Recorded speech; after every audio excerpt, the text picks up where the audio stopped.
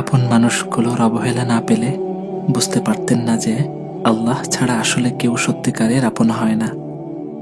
মানুষ কষ্ট না দিলে, ধোঁকা না দিলে এই দুনিয়ার মায়ায় পড়ে যেতেন।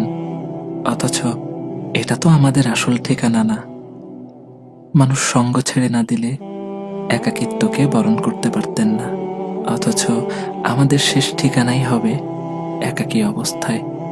আপনার রব অযথা কোনো দুঃখ কষ্ট দেন না। তিনি দয়াময়, তিনি হিকমতের মালিক। তার দেওয়া প্রতিটা কষ্টের পেছনে আপনার জন্য থাকে কোনো না কোনো শিক্ষা। কখনো তিনি এর মাধ্যমে কাছে টেনে নেন, কখনো এই দুঃখের মাধ্যমেই তিনি চিনিয়ে দেন কে আপন আর কে ছিল শুধু সময় সাপেক্ষ এক সহচর।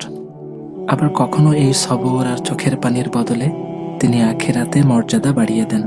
তাই কষ্ট এলেই ভেঙে পড়বেন না, বরং বোঝার চেষ্টা করবেন এই কষ্টের মধ্যে দিয়ে আল্লাহ আসলে কি শেখাতে চাইছেন।